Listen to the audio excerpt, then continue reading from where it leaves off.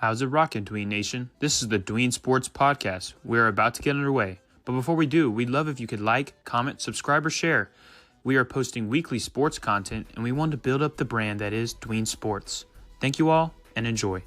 Welcome in, Dween Nation. This is your host, Justin Pies, alongside Genoa Agudelo, and the offseason is upon us, but we are looking straight into next season, and we wanted to have a little fun this episode, and we're naming it our bold, wacky, crazy, fun, hot takes, and bold predictions for the 2025 NFL season. We have 3 each. We're ready to roll them out, but before we do, how you doing, Genoa? Yo, Dween Nation. Justin, it's been a week since Philadelphia has reigned supreme with that second Super Bowl trophy there. What a fun week it was for the Eagles, man. I mean, the whole celebration was so much fun to watch, from the Sunday night victory, and then Jalen going to Disney World there. They were on Jimmy Fallon, and then the parade on Friday. So man, congratulations to the Eagles, man. What a season it was. What a Super Bowl. And now, Justin, we're like, now it's officially it's in the past. Like, that season is gone, and now we're on the road to this season where, hey, the draft is around the corner, so is free agency. And so this offseason, I feel everybody's now chasing the Eagles. Everybody knows maybe they can beat the Chiefs if you're in the AFC. And so, hey, what an offseason this is about to be. I'm excited to get down to it. Yeah, man, I'm excited to discuss our bold predictions. And, you're right. I mean, as much as it is the offseason, the combine starts literally a week from – what is it, Wednesday? A week from so 10 so we're only like a week and a half away from the start of the combine, and we'll start doing our mock drafts and everything like that. So we got some things planned for you guys in Dween Nation. So we're excited for that. But yeah, let's start. And I'm gonna throw it to you.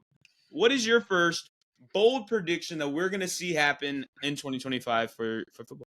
Okay, I was swiping through Instagram a week ago, and someone just threw it out in the comment section on the post, and I thought, you know what, this would be interesting because I'm talking about the Vikings here. Okay. We don't know about the quarterback situation. They might say, you know what, we're not really going to pay Sam Darnold this money, and we're not really sure what we're going to do with our rookie. So then, Justin, the Jets, they just cut Aaron Rodgers. So how about Aaron Rodgers has the chance to do the funniest thing ever, walk in the footsteps of Brett Favre, and have a historic tenure in Green Bay, have a small year or so in New York, doesn't really do much, but then goes to Minnesota. And Justin, Brett Favre did take the Minnesota Vikings to the 2009 NFC title game against the Saints. So hey, this team could be better with Aaron Rodgers. My bold prediction now is Aaron Rodgers goes to Minnesota and leads the Vikings to I would say a 3rd seed. Because that division is tough. They might. I would probably say maybe like a 6th seed, because you got Minnesota, or you got Detroit and Green Bay. But for fantasy wise, this absolutely clicks. Justin Jefferson catches 14 touchdowns, where Addison gets 1,000 yards and 8 touchdowns. So I like Jefferson to lead the league, maybe top 3 in receiving yards, but definitely 13 to 14 touchdowns. Aaron Rodgers, 40 passing touchdowns, 4,300 passing yards. The Vikings, if I had to give them a record, I want to say 13-4. However, that division is so tough.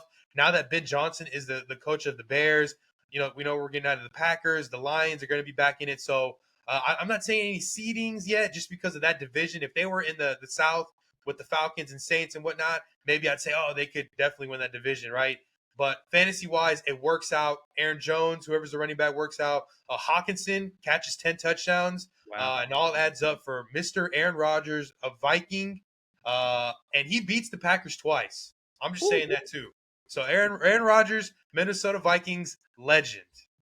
You're starting off with an absolute bang. Wow, what a crazy prediction. I mean, Aaron Rodgers, for one, coming back, doing the Brett Favre reenactment.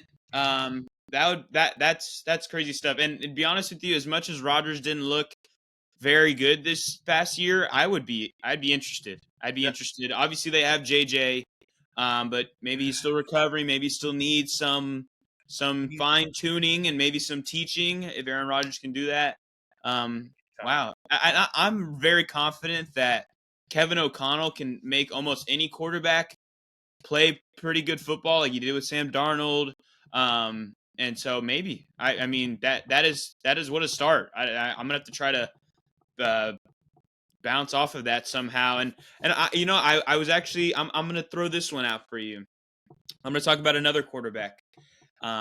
He's got long, luscious hair.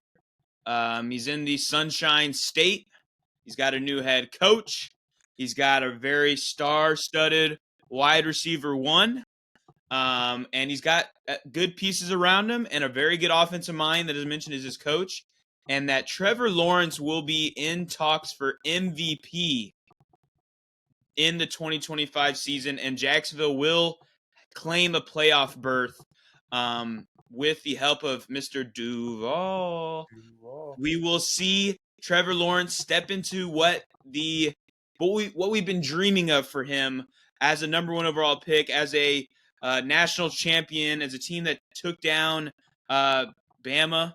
And so I think that Lawrence, as we have not seen it yet, and we've seen dysfunction throughout this team.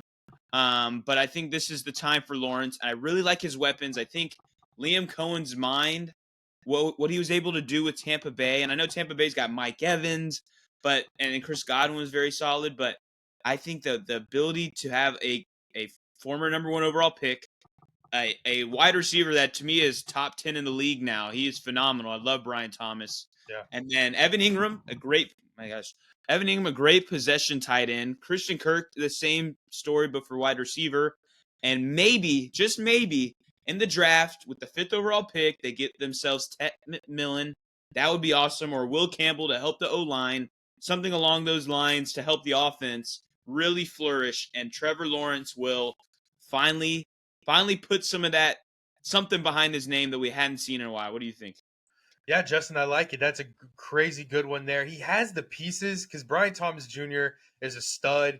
And then I really love what they have there with Christian Kirk. And who knows if they bring those guys back like Evan Ingram.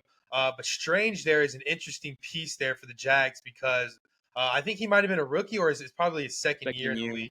Yeah, and so I think they still have him under a rookie contract, and they're going to want to utilize him the best of their ability. Not to mention, Liam Cohen was able to have Cade Otton. Obviously, Cade Otton fell off the back part of fantasy, but for the first 8 games, Cade Otton looked just as good as Bowers as far as like young tight ends in the fantasy game, and so maybe he can transform that with Strange. Thomas is a stud there. We like Parker Washington, who had some flashes there with Mac Jones. Obviously, I'm a Texans fan. He had a great game against us in Jacksonville. And so I think that they can definitely utilize. But, Justin, I definitely agree with you. Go ahead and draft another quarterback there because, remember, a year ago, you did lose Calvin Ridley, and that's why you drafted Thomas. But you need another guy to complement him. So definitely I think Jags, they have the pieces. If they keep ETN and kind of revitalize and retool, put him back together what he was a few years ago, and then kind of use Tank Bigsby as that goal line guy, I definitely like that to open up a lot of play action for Trevor Lawrence. He's capable. My question with Trevor Lawrence is is he like mentally strong enough? Like, can he go out there and like mentally lead a team to a game-winning drive? Like, Trevor Lawrence is good. He has a talent. I think the coaching's there. So I definitely agree with your take there, Justin. For me, I'm going to actually talk about, you mentioned you started this take with a blonde, long-haired quarterback. I'm actually going to talk about another kind of long-hair, blonde quarterback, but this is a quarterback no one's really familiar with, Justin. I'm talking about Jaxson Dart out of Ole Miss, quarterback. Why am I talking about him? Because, Justin, I was looking among the teams, and I was like, you know what? I'm thinking about Philadelphia, right? They draft Hurts, and they put piece by piece, year by year, and next thing you know, they're an NFC powerhouse, now Super Bowl champions. I'm like, who could that team be that no one's really thinking about? And I'm thinking about Seattle, Justin. I mean, if they don't trade DK Metcalf, I know there's some talks there of trading Metcalf. Why not keep Metcalf? You got Lockett on I think he might be a free agent. But if you bring him back on a friendly deal, he's a Seattle favorite. You got Jackson Smith and Jigba. You got those 2 running backs. By the way, I am a big fan of Zach Charbonnet. He is absolutely a stud. I think that him and Kenneth Walker can really be something special together. If they can do like a running back by committee, I wouldn't say to draft them, but hey, for Seattle's sake. But then, Justin, you plug in Jaxson Dart, who might not be the most prized quarterback at the time. But I think with Seattle, they're not really going for quarterback off the bat, right? I think they might get a lineman in the first round, maybe another linebacker. They want to build that defense. Jaxson Dart might not go second or third round. So this is my prediction. The Seahawks in the third round. I preached this last year with Spencer Rattler. I think that the Seahawks need a pocket passer to get the football to these guys. I think DK Metcalf can have a breakout year with a pocket passer. I think Jaxson Dart fits this. I think it'll be the Jaxson Dart to Jackson Smith and Jigba show in Seattle. And I feel like, Dart just feels that Seattle kind of guy. If you've ever been to Seattle, Justin, it's a cool city. It's rainy, but it's chill. It's like LA without the sun, if that makes sense. It's really nice. And so they need that kind of guy to fit it. They need a new face. Obviously, they're committed to Geno Smith. So that's why I think they wait till the third or fourth round to draft him. And I think that with this being happened, I think that now the Seahawks become a favorite in the NFC West and end up winning that division. And I'm thinking a lot of fantasy breakouts. I'm thinking Jackson Smith and Jigba, a breakout year. I'm thinking 11 touchdowns, probably about close to 1,200 yards. But I think he gets a record-breaking season as far as catches. DK Metcalf, a powerhouse. And then I think they still do have Noah Fant, who's showed some flashes this year. I don't know if they're going to go forward with him after this offseason because he's been there a while since that Russell trade. But I do think that they could draft the tight end. But other than that, I think that Jaxson Dart, if he's drafted to Seattle, I think that coaching staff is nice and young. They got some playmakers. And that division, I mean, Justin, you're not really a fan of Kyler, right, in the Cardinals. With Matt Stafford and the Rams, they're headed towards divorce potentially, as well as Cooper Kupp is already out the door. Who's the other team? San Fran. I mean, yeah, I like Robert Saleh being back, and I do think that San Fran does make a little bit of a push. But I think that if Seattle were to make this move in that division, Jaxson Dart is a little bit of an upgrade to Geno Smith. I think that Seattle makes the push to be a playoff team for sure. Yeah, I really like the fit, to be honest with you, with Dart to Seattle. I think obviously Geno's been their kind of pocket passer, but he's limited. He's not very mobile, and we just know what we're getting with Geno Smith. Jaxson Dart can do that, and then there's the ceiling and the possibility that he's an actual franchise quarterback for them moving forward. I really like the Jackson to Jackson connection for that, the idea of that. And well, the thing about Jackson right now, I feel like around the circles of the draft that he might be the third favorite quarterback coming off the board in this draft. Really? Could rise a bit. We'll see what the combine says. But regardless, I think there's a chance. I have a feeling that Dart might climb up between the second and first round, possibly. And if so, I think Seattle still would take that opportunity. They have, I believe, the 18th pick in the draft, and then they have a middle of the second round pick. So I could see Dart landing in either two areas.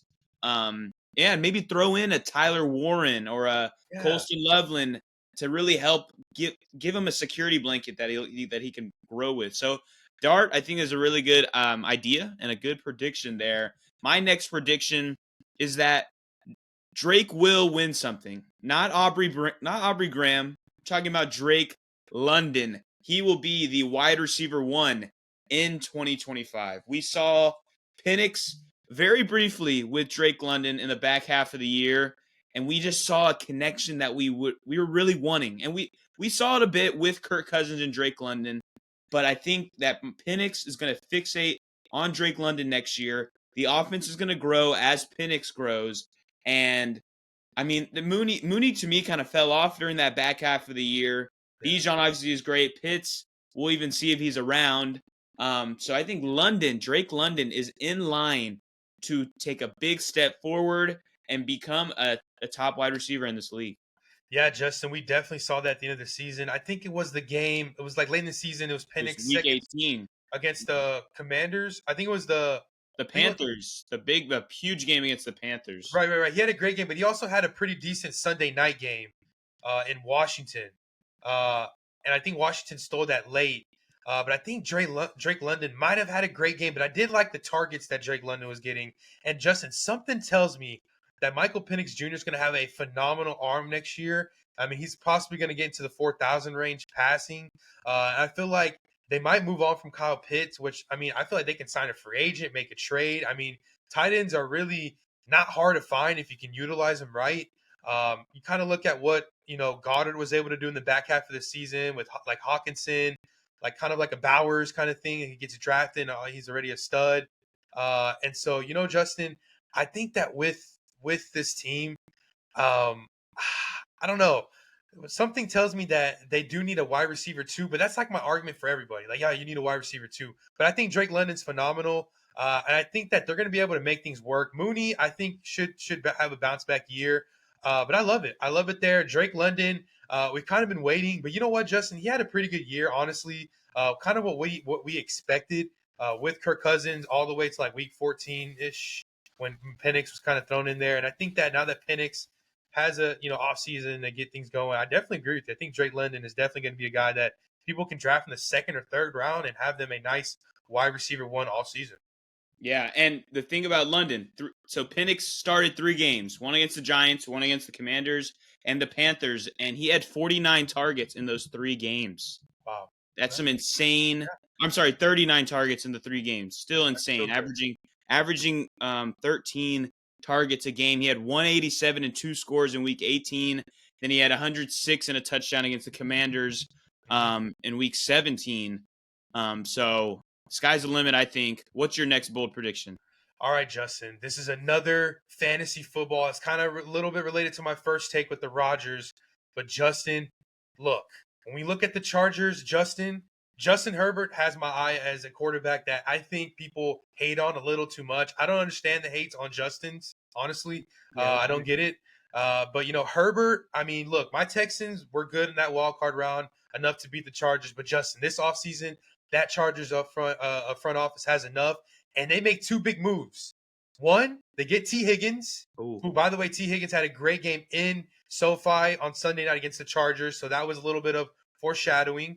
And then they get Devontae Adams, who there was the speculation that Devontae Adams wants to stay west, maybe San Fran, maybe, L.A., maybe he doesn't want to go to the Rams because Stafford could be retired or out. Cooper Kupp's not there. But, hey, the Chargers make 2 big moves. They get T. Higgins. They get Devontae Adams. They have Ladd McConkey, and they make the draft decision to go with the tight end out of Penn State there, Justin. Okay. And then they don't really do much with the running backs. Maybe they draft a rookie, but I mean, I think they have this player by the name of Kamani Badal, and I think they might be wanting to go forward with him if J.K. Dobbins doesn't work out next year. Other than that, this is the Chargers offense, right? You got Herbert. You got that offensive line that's going to possibly get better with Slater and Alt. And then you got, Warren that they drafted to get Devontae, T. Higgins, Ladd McConkey. Herbert has one of the best fantasy football quarterback seasons next year because no one's thinking about Herbert right now, right? No one's thinking about drafting Herbert right now. Everybody's like Lamar, Josh Allen. Maybe people are thinking Jalen Hurts now. But, hey, Justin Herbert goes out there, throws for 45 touchdowns, wins the MVP there, Justin, has a dominant season. And I'm not saying this is like, this is wacky, wins the division. Yes, the Chiefs are in there. This is enough to get the Chiefs, get the Chargers over the Chiefs because they play 8 games at SoFi. Their offense is high-powered. Harbaugh has his defense already. You got Derwin James there. You got Bosa. Mac, I think, he is talking retirement. I don't know if he's officially retired, but still, that Harbaugh defense is always going to be solid. They don't need to do much with the defense there, Justin. Let's focus on this offense. They get those stars, and Herbert wins MVP. Wow. So, okay. That would be – I would love that offseason for the Chargers, and I'm not even a Chargers fan, but Higgins, Adams, you have Ladd, you get Tyler Warren in the first round, and honestly, they could go in the second or third. And it's a pretty stacked running back class in this draft coming up. I feel like they could go a number of ways. You got Omarion Hampton, Quinshon Judkins. You got Ollie Gordon, who had a really good Senior Bowl. Caleb Johnson out of Iowa. One of those guys would be perfect in a Chargers offense. And then obviously that was the question I was going to ask you. Are they going to win the division? That's the prediction there. I would love to see that. Knock the Chiefs down one more peg. Wow, that's awesome. Go Chargers. Honestly, the Chargers to me are a team I've always been a fan of as like outside of my main Eagles, my main Texans, because, well, for one, I love their jerseys, but two, it's just, I don't know. They feel like they're the second fiddle in a lot of ways, and they're trying to beat that noise, So I like that there. I'm a fan, and I'm a fan of Justin, so let's go with Justin Herbert there. But anyway, my last prediction, it's not about big names. I'm talking about 2 players. One goes by the name of Chase, and the other one by Chuba. So Chase Brown and Chuba Hubbard. Okay. So we got Panthers running back and Bengals running back will both finish in the top 5 of fantasy football leagues for the running back position.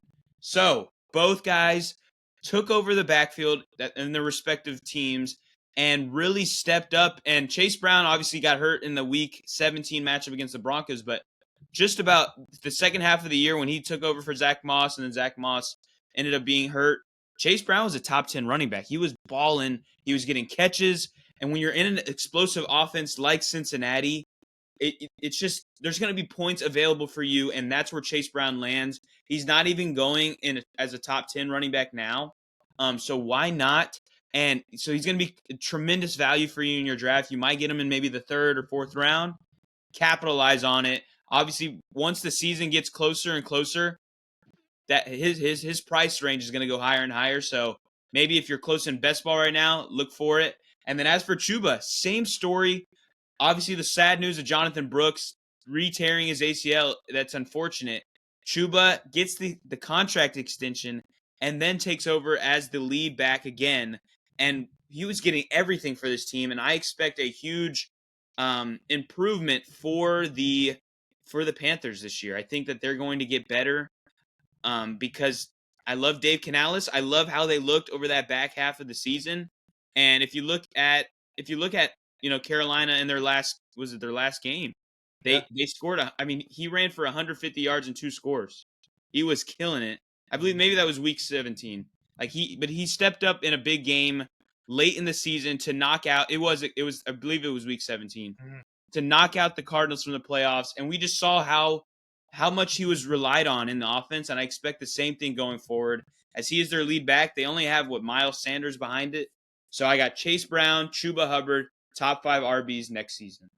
You know what, Justin? As you were speaking on these two running backs, I don't want people to steal this draft strategy, but going into fantasy football, you can definitely get. Let's say you get the first 3 picks, right? 1, 2, or 3.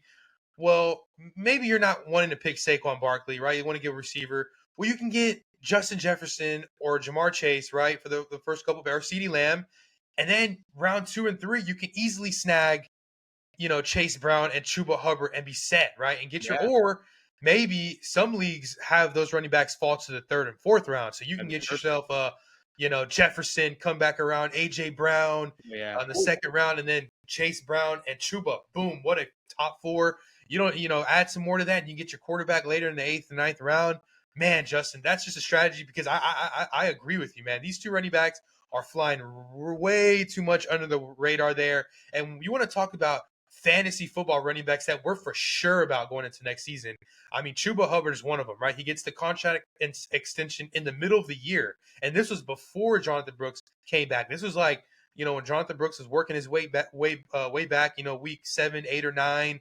And they signed up to that extension. And so that's very interesting. Chase Brown had a phenomenal year where he was Joe Burrow's security blanket out of the backfield. In some ways, he did some things that Joe Mixon couldn't really do receiving wise out of the backfield. Although Joe Mixon was an exceptional running back in his time with the Bengals. Glad he's with my Texans now. But with Chase Brown, he can receive, he can rush, and so he really does it all there.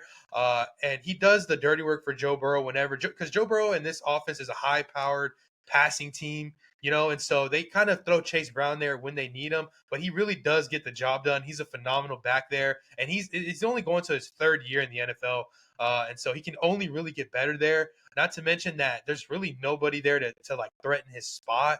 No one's really worried about Zach Moss if he were to return or any other running backs on that roster. So I think these 2 guys are 2 solid running backs that you can get 3rd and the 4th round along with your 2 stud wide receivers. So definitely, Justin, I want to say, I mean, you might take my draft strategy because, you did take Devontae Smith from me.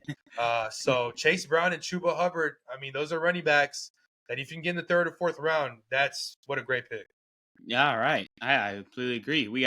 And I love the value. That's the best. Those are the best feeling picks too. When you get a guy that is going a little under the radar and then he hits and it's the best. Because obviously your first couple of round picks, you're like, I already know these guys are studs. Yeah. Then he's got these other breakouts. But anyway, Dween Nation, those are bold predictions, early pretty early, I'd say. We're only in February, but early 2025 NFL bold predictions. We got Jano started off with a bang with Aaron Rodgers going to Minnesota, leading them to a playoff berth. Then we got mine where I said that Trevor Lawrence is going to be an MVP candidate and get the Jaguars into the playoffs. Then we got back over that Jaxson Dart will be the next Seattle Seahawks starting quarterback and will lead them to good things. And then I got Drake London, number 1 wide receiver in fantasy next year. And then Genoa finished off with the Chargers love fest with Justin Herbert getting himself an MVP, winning the division over Patrick Mahomes, getting some really good players over the offseason in T. Higgins, Devontae Adams, and maybe a good draft pick here and there.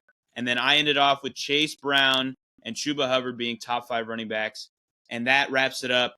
Thank you guys for listening. We got more to come. Combine, draft predictions, free agency predictions, everything you can think about. And if you can think of more, drop it down below in the comments. But thank you guys for listening. And Genoa, send us out.